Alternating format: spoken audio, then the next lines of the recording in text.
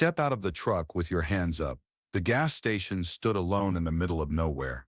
Its buzzing neon sign flickered against the pitch-black sky. The place felt abandoned, except for the occasional hum of a vending machine and the faint crackle of a broken street lamp. Jake Reynolds pulled his truck up to the pump, his muscles aching from hours on the road. It had been a long day, and all he wanted was to get home, crack open a beer, and collapse onto his couch. As he stepped out to fill his tank, a voice cut through the silence. "Excuse me, sir?" Jake turned. Standing near the entrance of the convenience store was a young woman, pregnant, disheveled, and visibly shaken. She clutched her stomach protectively, her other hand gripping a dead phone. Her blonde hair was tied back in a messy ponytail, and her face was pale exhaustion evident in her sunken eyes. "My phone's dead," she said, her voice unsteady. "Do you have a charger?" Jake's instincts flared. A woman alone, stranded at a gas station this late at night. Something felt off. But then he saw the way she hugged her belly, like she was trying to shield her unborn child from more than just the cold. "Yeah," he said, reaching into his truck. "Here." She took the charger with shaking hands and hurried inside to plug it in. Jake watched as she tried to make a call, pacing near the door. After several failed attempts, she turned back to him, frustration flickering across her face. "No one's answering." Her voice was tight, her knuckles white around the phone. "You got someone coming for you?" Jake asked. She hesitated, then too quickly she nodded. Yeah. I think so. Jake didn't buy it. "Where's your car?" She motioned toward the far end of the lot. Jake followed her gaze to an old beaten-down sedan sitting half-hidden in the shadows. Something about it made his stomach twist. The car was practically falling apart.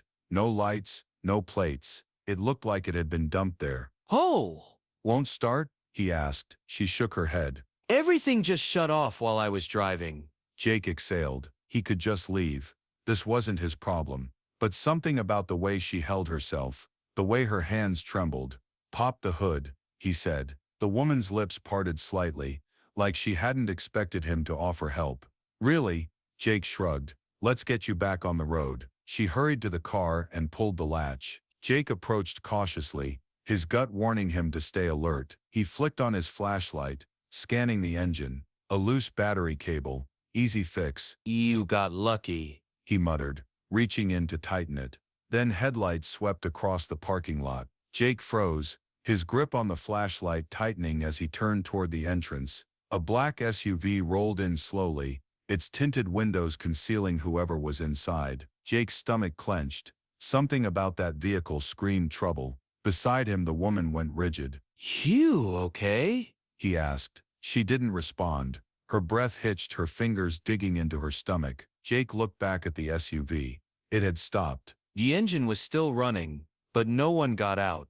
Jake's gut screamed at him. This wasn't a coincidence. Jake barely had time to step back from the open hood when the low rumble of an approaching engine sent a chill down his spine. He turned just as a black SUV rolled into the gas station. It moved too slowly, creeping forward like a predator stalking its prey. The headlights washed over the lot, illuminating the woman beside him. Jake glanced at her, and that's when he saw it. The blood drained from her face, her chest rose and fell in quick panicked breaths. Her fingers dug into her stomach, as if shielding her unborn child. Jake's gut twisted. "You okay?" he asked. She didn't respond. Her wide eyes stayed locked on the SUV. Jake followed her gaze, his instincts screaming that something wasn't right. "You know them," he pressed. She blinked, snapping out of whatever trance she was in. Her head jerked toward him. "No," she blurted. But it was too fast, too forced. Jake didn't buy it. The SUV pulled to a stop near the pumps. The engine rumbled, but no one got out. Jake felt his pulse tick up. Something was very wrong. The silence stretched. Jake wasn't the type to panic, but his gut was telling him one thing: they needed to leave. Then the driver's door clicked open. Jake didn't hesitate. "Get in my truck now." The woman froze, her gaze darting between Jake and the SUV, her entire body trembling. Then the back passenger door of the SUV cracked open. Jake didn't wait. He grabbed his toolbox, slammed the hood shut and bolted for his truck. The woman snapped out of her hesitation, and sprinted after him. She barely had time to throw herself into the passenger seat before Jake slammed the truck into gear. The tires screeched against the pavement as the truck lurched forward, barreling out of the lot. Jake gritted his teeth. Beside him, the woman was shaking uncontrollably, her breath coming in sharp, shallow gasps. Jake flicked his eyes to the rearview mirror. The SUV was moving. His stomach dropped. They were following him. The empty highway stretched ahead, bathed in the glow of distant street lights. Jake checked the mirror again. The SUV had picked up speed. "Who the hell are they?" he demanded. The woman was pressed against the seat, hands gripping the dashboard, like it was the only thing keeping her together. "They're after me," she choked out. "I didn't steal anything, I swear." Jake clenched his jaw. "That doesn't explain why they're chasing us." "I don't know," she cried. "Wrong answer." Jake slammed his foot on the gas. The truck surged forward, but the SUV stayed on them, matching their speed. Jake's mind raced. He needed a way out. Up ahead, the road forked. One path led to the open highway, the other a narrow winding road leading into the forest. Jake made his decision.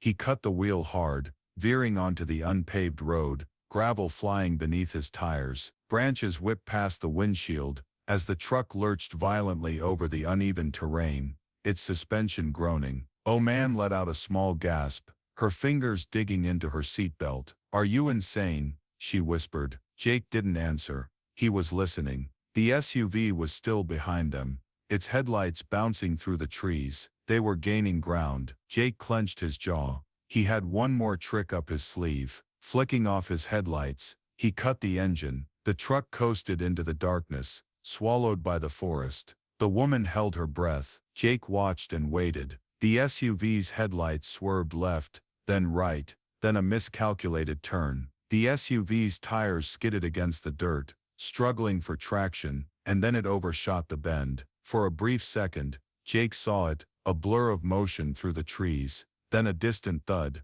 Silence. Jake let out a slow breath. "They're gone," he muttered. Beside him, the woman let out a sharp, shaky exhale. Tears slipped down her cheeks. "Thank you," she whispered. Jake leaned back against the headrest, exhaling. His heart was still pounding. He didn't know what he had just gotten himself into, but something told him this was far from over, and in 48 hours, he'd find out just how bad things could get. The neon glow of the Motel 6 sign flickered against the darkened highway as Jake pulled his truck into the lot. The past 30 minutes had been pure adrenaline, the frantic escape through winding forest roads, the SUV crashing somewhere in the darkness behind them. Now, as the truck idled in front of the motel, the silence felt deafening. Beside him, the woman stared out the window, her fingers still trembling on the edge of the dashboard. "This is it," she murmured. "Jake killed the engine. You sure?" She nodded but didn't move. For a long moment they just sat there,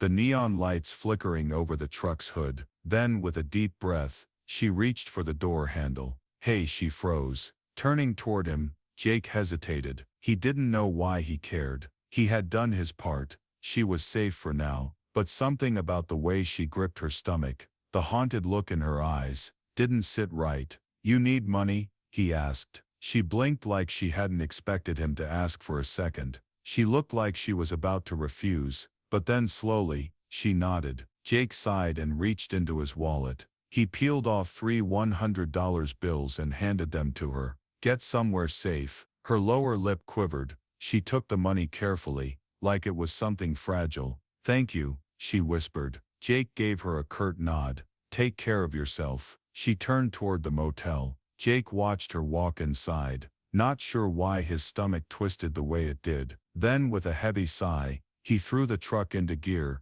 and pulled back onto the highway. As far as he was concerned, that was the last time he'd ever see her. 48 hours later, Jake wiped the grease from his hands, tossing the rag onto his workbench. It had been a long day at the shop. Routine oil changes, brake replacements, nothing out of the ordinary. Nothing to make him think about the woman he had dropped off 2 nights ago, and yet he couldn't shake the feeling. Jake felt the lingering sensation that something about that night wasn't over. He had tried to forget, tried to convince himself that he had done enough, but every time he closed his eyes, he saw the way she had hugged her stomach, the way she had looked at him, half trusting, half terrified.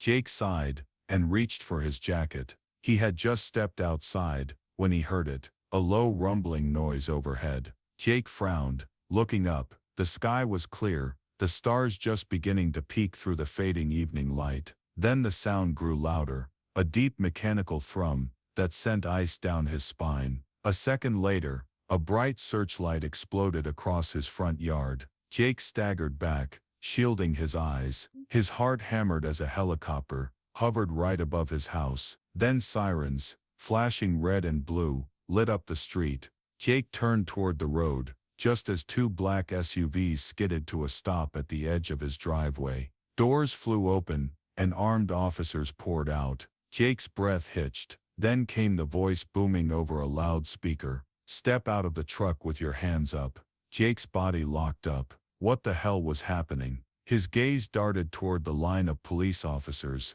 then froze. Standing among them, wrapped in a blanket, was the woman. She looked smaller than he remembered. Her hair was damp, her face pale, her eyes rimmed with exhaustion. But she wasn't in handcuffs. She wasn't being dragged away like a criminal. She was standing there watching him, and when she saw him looking back, she nodded. Jake's stomach dropped. "Sir, keep your hands where we can see them." Jake barely heard the officer approaching. His mind was spinning. "You mind telling me what the hell is going on?" he asked, his voice tight. The officer didn't answer right away. Instead, he studied Jake carefully, as if trying to decide something. Then finally, he said, "You helped a woman at a gas station 2 nights ago." Jake's pulse kicked up. "Yeah," he replied. The officer exhaled. "That woman," he said, nodding toward her, "is a federal witness." Jake's breath stalled. "A witness," he echoed.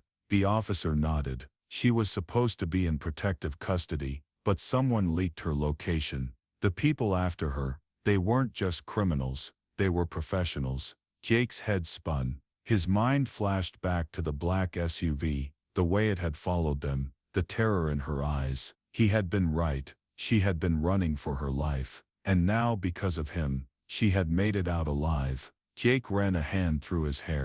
So what, you think I was involved? The officer shook his head. No, quite the opposite. He reached into his pocket and pulled out a folded piece of paper. "She told us everything about the gas station, the chase, how you helped her when no one else would." Jake eyed the paper suspiciously. "And what's that?" The officer smirked. "The job offer." Jake blinked. "Excuse me." The officer held out the paper. "People like you are rare, Mr. Reynolds. We need more of them." Jake hesitated. 2 days ago he had just been a mechanic. Now he was being recruited by the government. This was insane. But as he looked at the woman, at the relief in her eyes, the way she was finally breathing without fear, he realized something. He had done the right thing. And maybe, just maybe, he wasn't done yet. Jake took the paper. "Tell me more," he said. Jake stared at the officer in front of him, the folded paper in his hand, feeling heavier than it should. A job offer. His chest tightened as he processed everything. 2 days ago he had just been a mechanic. Now he was standing in his driveway, surrounded by federal agents, a helicopter still hovering overhead, and a woman he barely knew had just changed his life forever. "This has to be a joke,"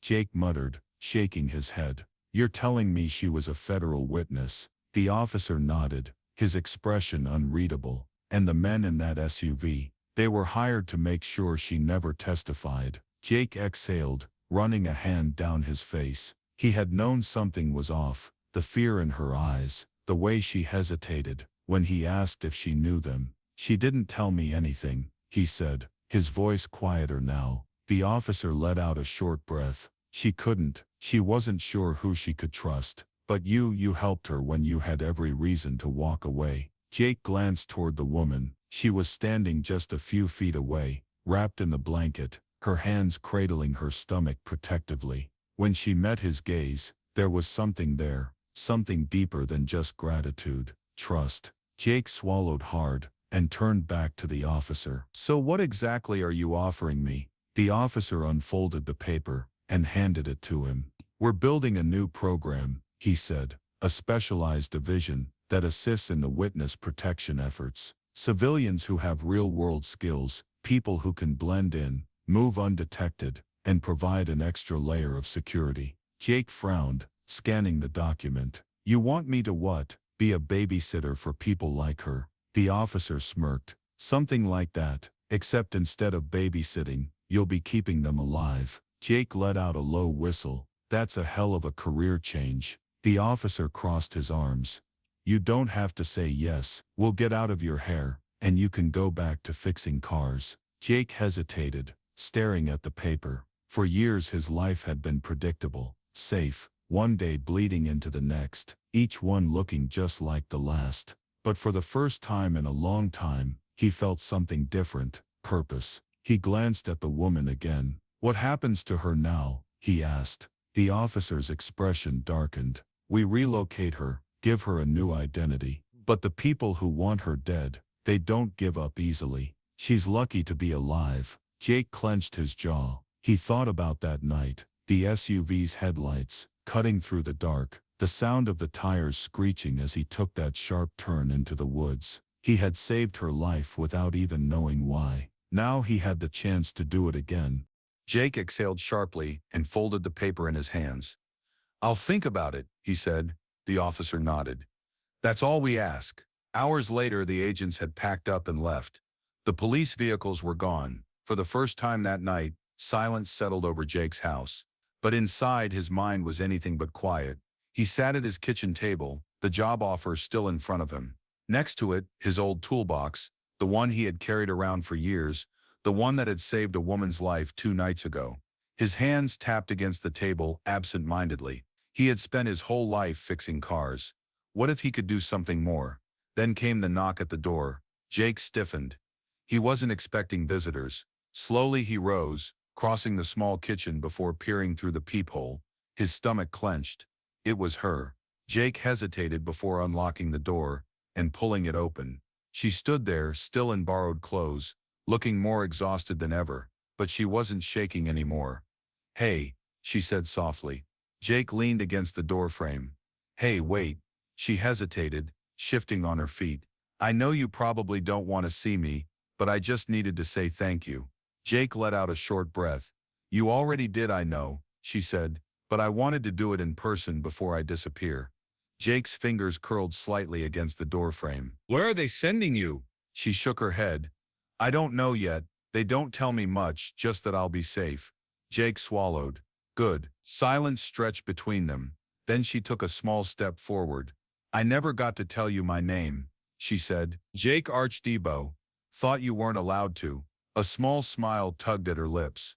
Rebecca. Jake held her gaze. Jake, I know, she whispered. Jake felt something tighten in his chest. She hesitated, then reached into her pocket, pulling out something small. A keychain.